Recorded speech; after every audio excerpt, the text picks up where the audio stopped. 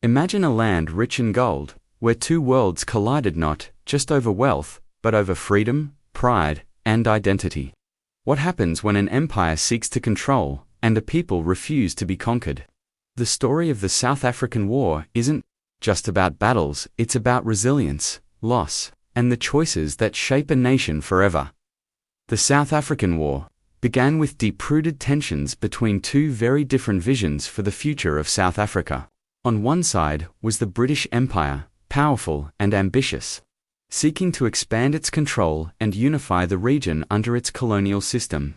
On the other were the Boers, descendants of Dutch settlers who had created their own independent republics, the South African Republic, also known as the Transvaal, and the Orange Free State. The Boers valued their independence, their way of life, and their right to govern themselves without foreign interference. For them, freedom from imperial rule was essential to maintaining their cultural identity and political autonomy. The British, however, viewed the Boer republics as obstacles to creating a united South Africa that served imperial interests. They believed their presence would bring modernization, commerce, and British values to the region. The Boers, in contrast, saw this as a threat to their land, language, and leadership. Tensions had been building for years, but they became much sharper. After the discovery of gold in Boer territory, British settlers, known as Uitlanders, poured into the Transvaal in search of fortune, but the Boer government limited their political rights. Britain used these grievances to pressure the Boers for reform. When negotiations failed and suspicions deepened, war broke out in October 1899. Each side believed it was defending something important, whether it was empire or independence. The conflict wasn't just about soldiers and strategies. It was about identity, sovereignty, and the right to shape a nation's future. These clashing ideals between British imperialism and Boer self-rule would turn into a full-scale war that changed South Africa forever and left a legacy of struggle, pain, and transformation that is still studied and remembered to this day. The discovery of gold in the Transvaal in 1886 marked a turning point in the history of South Africa and significantly heightened tensions between the British Empire and the Boer republics.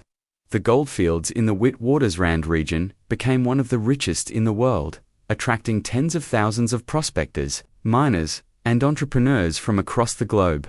Among them were many British settlers, known as Uitlanders, who quickly outnumbered the local Boer population in the area. While the Boers controlled the land and its government, the wealth and labor that came from the gold industry were heavily influenced by British interests. This imbalance led to political friction, as the Boers were reluctant to grant the Uitlanders full political rights or citizenship, fearing that doing so would dilute their power and threaten their independence. The British, on the other hand, saw the economic potential of the region and believed that more direct control over the Transvaal would benefit the empire. British imperialists, particularly those with commercial interests in mining, argued that the Boers were mismanaging a vital global resource. This gave Britain a motive to interfere more aggressively in the internal affairs of the Boer republics. Leaders like Cecil Rhodes supported interventionist policies, believing that the British had a duty to bring order, infrastructure, and British governance to what they viewed as a backward system. The tensions surrounding gold were not just economic, they were deeply political. The Boers viewed the British as intruders, while the British viewed Boer leadership as outdated and obstructive. As each side hardened its position, mistrust grew. The British began preparing for possible conflict, and the Boers, seeing this, also armed themselves. The gold that promised prosperity instead became a spark for war, deepening divisions and turning economic opportunity into a cause for bloodshed. When the South African War began in October 1899, many expected a quick British victory due to their global military power and vast resources. However, the Boers surprised the world with their early successes. They launched offensives into British-held territories such as Natal and the Cape Colony, demonstrating confidence and strategic planning. Boer forces, made up of citizen soldiers who were excellent horsemen and skilled marksmen, quickly besieged key British towns including Ladysmith, Mafeking, and Kimberley. These sieges not only delayed British advances, but also captured global attention. The Boers understood the terrain intimately and used it to their advantage, striking quickly and retreating before large British forces could respond. Their mobile commandos moved through the hills and plains with speed and stealth, disrupting supply lines and targeting vulnerable positions. The British were unprepared for this type of warfare. They had been trained for conventional battles, not for a mobile and guerrilla-style opponent. In the early months, morale among British troops was low, and logistical problems plagued their operations. British commanders struggled to coordinate forces across vast distances, and the challenges of the South African landscape made movements slow and dangerous.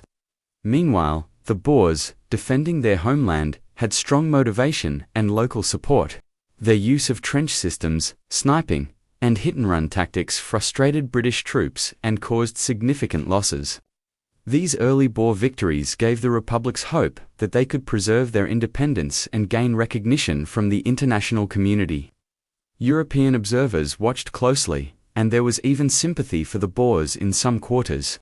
Abroad, the unexpected strength and resilience of the Boers in the first phase of the war forced the British to rethink their strategy and commit more troops and resources than initially planned. These early successes became a symbol of resistance and determination for the Boer people. As the war progressed into 1900, the British Empire responded to the early Boer victories with a massive military build-up and a change in leadership. Reinforcements were sent from across the empire, and new generals, including Lord Roberts and Lord Kitchener, were brought in to lead the campaign. With these changes, the British launched a major counteroffensive aimed at breaking the strength of the Boer republics. British forces moved systematically through Boer territory, overwhelming local defences with superior numbers, heavy artillery, and improved logistics. The sieges of Ladysmith, Mafeking, and Kimberley were lifted, and British morale began to rise. Town after town was captured as the British pressed deeper into the heart of the Boer republics.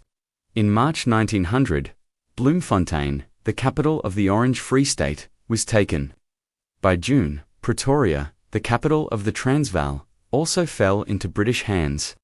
These events were seen as critical turning points, as the capture of both capitals appeared to signal the collapse of organized Boer resistance. The British raised their flag over the main cities and established military control. They assumed the war was nearly over, expecting the Boers to surrender. However, instead of giving up, the Boers adapted their tactics. Although their governments were effectively dismantled, Boer fighters refused to stop.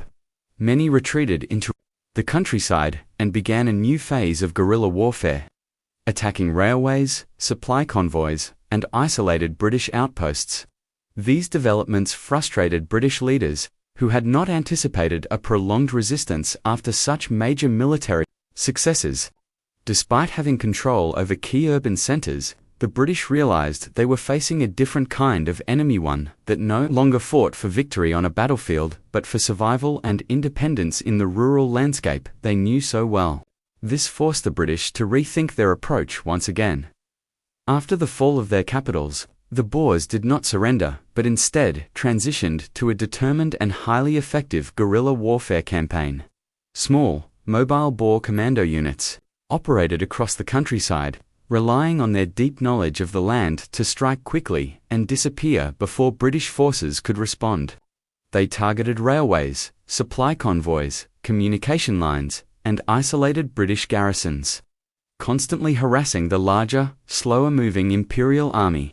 Their tactics made it nearly impossible for the British to declare complete victory. Even after gaining control of major cities, the Boers received support from local farms and civilians who provided food, shelter, and information, making it difficult for the British to isolate the fighters. In response, the British adopted increasingly harsh methods to break this resistance. Under Lord Kitchener's command, a scorched earth policy was introduced.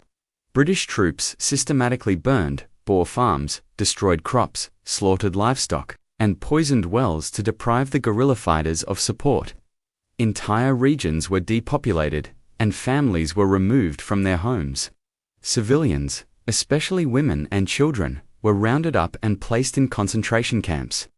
These camps, poorly managed and overcrowded, became scenes of immense human suffering. Disease, hunger, and inadequate sanitation led to the deaths of more than 26,000 women and children, along with many black Africans who were also interned in separate camps. The humanitarian crisis in these camps sparked outrage in Britain and abroad, with criticism from politicians, activists, and journalists. Still, the British saw the policy as necessary to end the war. Over time, the destruction of farms and the suffering of families wore down Boer morale. With their land ruined and communities broken, many Boer fighters found it increasingly difficult to continue. The shift from open conflict to guerrilla tactics, and the brutal measures used to counter them, marked one of the most devastating phases of the war. By 1902, after more than 2 years of relentless fighting, both the British and the Boers had reached a point of exhaustion. The Boer fighters, though still active in scattered commandos, were severely weakened. Their homes had been destroyed, their families suffered in concentration camps, and their ability to sustain the war had all but collapsed. The British, while militarily dominant, were also feeling the heavy costs financially, politically, and morally. Public opinion in Britain had turned against the war, especially due to the suffering of civilians and the high number of deaths in the camps. It became clear to both sides that a negotiated peace was the only path forward. In May 1902, representatives of the British government and the Boer leadership met in the town of Vereeniging to discuss terms. The result was the Treaty of Vereeniging, signed on May 31. Under the agreement, the Boer republics agreed to surrender and became part of the British Empire. In return, the British promised to eventually grant the Boers a degree of self-governance, and also committed to reconstructing the war-torn regions and offering compensation to help rebuild farms. The treaty also included clauses that postponed decisions on the rights of black South Africans, effectively excluding them from political consideration. Though the Boers had lost their independence, they were allowed to retain their language, cultural traditions, and a voice in shaping the future. The war had ended, but its effects would be felt for generations. In 1910, as promised, the British united the former Boer republics with the British colonies to form the Union of South Africa, a self-governing dominion within the British Empire. The end of the war marked both the collapse of Boer political independence and the beginning of a new, complex chapter in South Africa's national identity and racial history. By 1902, after more than 2 years of relentless fighting, both the British and the Boers had reached a point of exhaustion. The Boer fighters, though still active in scattered commandos, were severely weakened. Their homes had been destroyed, their families suffered in concentration camps, and their ability to sustain the war had all but collapsed. The British, while militarily dominant, were also feeling the heavy costs financially, politically, and morally. Public opinion in Britain had turned against the war, especially due to the suffering of civilians and the high number of deaths in the camps. It became clear to both sides that a negotiated peace was the only path forward. In May 1902, representatives of the British government and the Boer leadership met in the town of Vereeniging to discuss terms. The result was the Treaty of Vereeniging, signed on May 31. Under the agreement, the Boer republics agreed to surrender and became part of the British Empire. In return, the British promised to eventually grant the Boers a degree of self-governance, and also committed to reconstructing the war-torn regions and offering compensation to help rebuild farms. The treaty also included clauses that postponed decisions on the rights of black South Africans, effectively excluding them from political consideration. Though the Boers had lost their independence, they were allowed to retain their language, cultural traditions, and a voice in shaping the future. The war had ended, but its effects would be felt for generations. In 1910, as promised, the British united the former Boer republics with the British colonies to form the Union of South Africa, a self-governing dominion within the British Empire. The end of the war marked both the collapse of Boer political independence and the beginning of a new, complex chapter in South Africa's national identity and racial history.